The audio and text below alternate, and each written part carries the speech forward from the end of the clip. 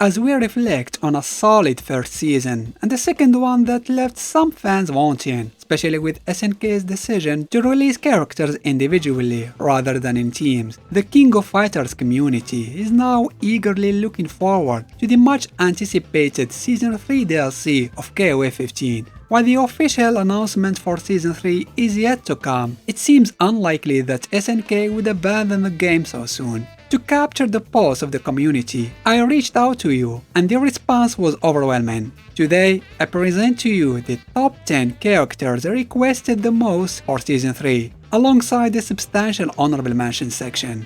A quick word before we dive into the video. As you've probably noticed, the channel hasn't been doing so great lately, and views are becoming more and more scarce. That's why I want to say that your support means the world to me, and I need your help now more than ever. The YouTube algorithm can be a bit tricky, and it seems like it's been throwing some challenges my way. If you enjoy the content and want to see more, please take a moment to hit that like button and share the video. Your likes and shares not only show your love for the content, but also play a crucial role in overcoming algorithm hurdles. Let's join forces to make sure the KOF community keeps thriving. Thanks for being awesome, and let's get to the top 10 most requested characters for KOF 15 Season 3.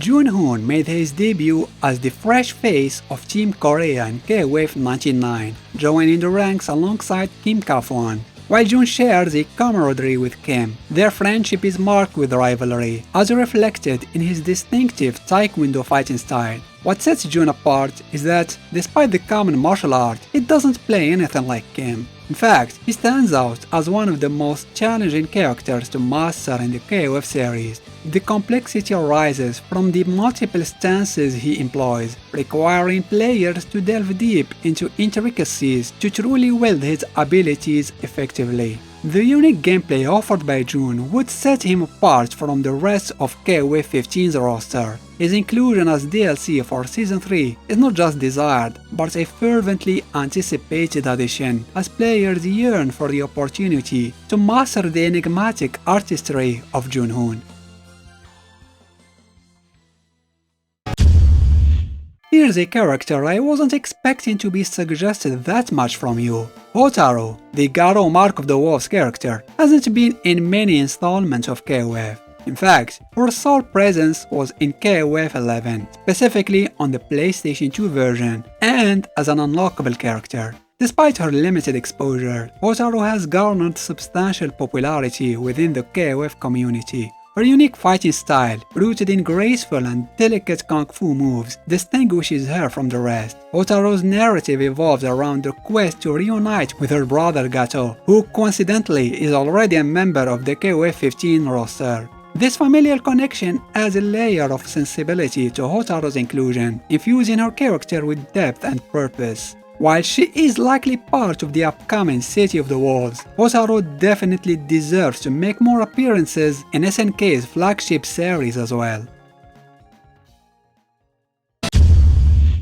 Following Junhoon, another notable representatives from Team Korea deserving a spot in KOF 15's DLC is Meili. Interestingly, Meili made her debut in the series as a replacement for Jun in KOF 2001. As one of Kim's devoted pupils, she shares his passion for justice, but takes it to another level by adopting an alter ego, a superheroine dedicated to combating evil forces. Meili's challenging gameplay, reminiscent of Jun, adds another layer of complexity, featuring an alternative stance that demands mastery from players. While she may exhibit traits reminiscent of both Kim and Jun, Meili possesses a distinct character, unique moves, and a compelling persona, solidifying her status as a beloved figure in the KOF universe. Personally, I'm eager to witness her triumphant return alongside Junhoon in KOF 15, creating a perfect canonical trio when joined by Kim. Although they've never formed a team before, the synergy between these characters makes it high time for this formidable trio to become a reality in the King of Fighters series.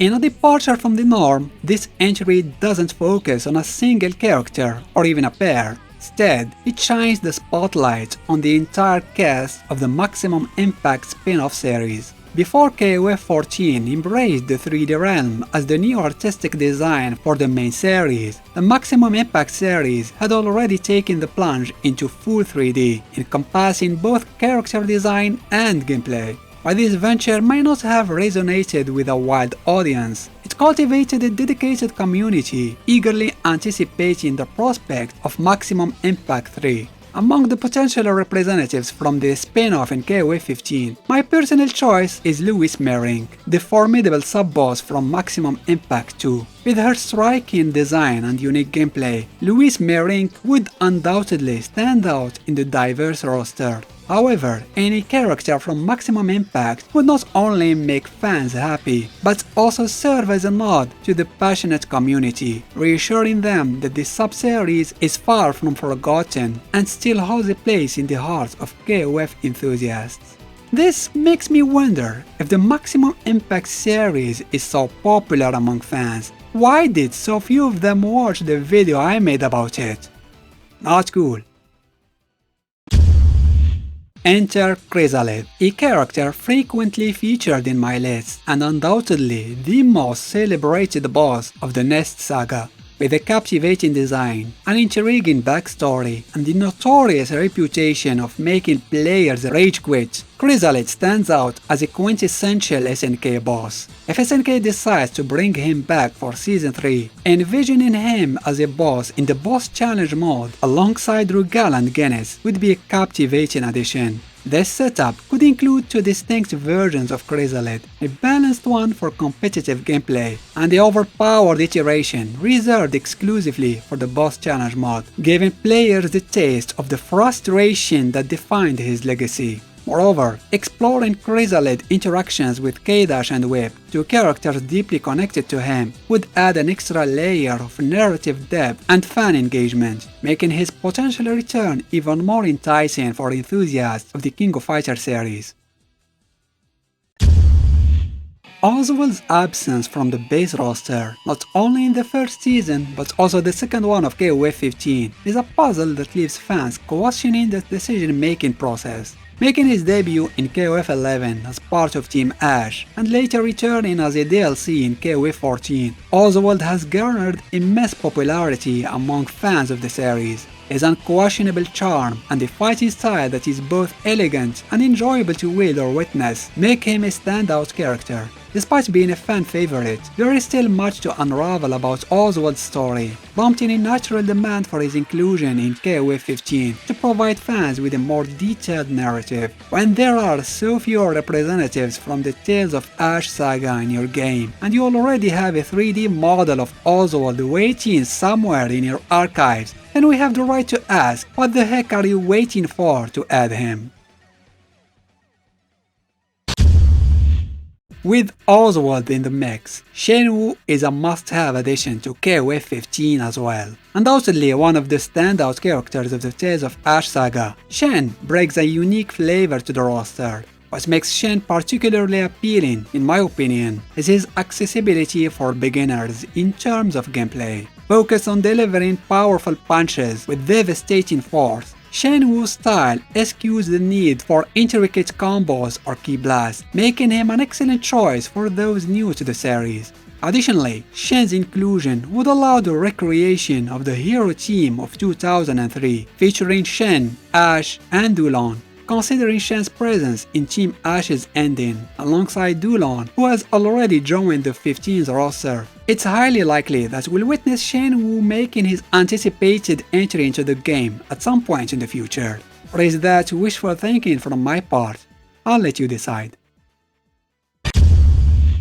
The American sports team has faced a rough journey throughout the series since KOF 98, transforming from a serious competitor to a somewhat comical presence in the series. As one of the founding teams making its debut in 94, their canon involvement has been disappointingly limited. Despite a brief comeback in 98, it marked the last time this team was playable in the series. While their recent fate has relegated them to background cameos, dismissing them entirely seems a bit harsh. the question lingers, will they ever reclaim a spot in the roster? It's uncertain, but as history has shown with the unexpected return of characters like K49, there remains a glimmer of hope for the American sports team to make a triumphant comeback in the future. The King of Fighters series has surprised us before, so who's to say what might happen next?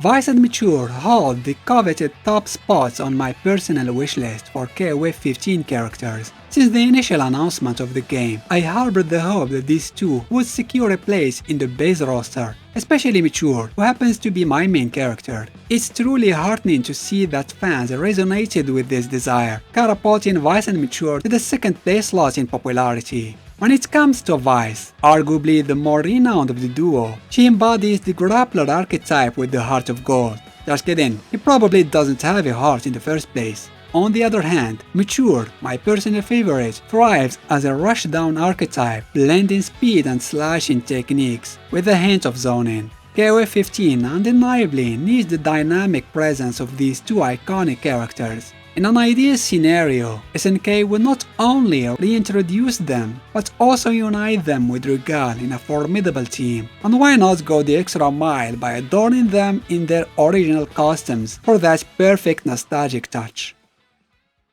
Before unveiling the number one spot, here's some honorable mentions.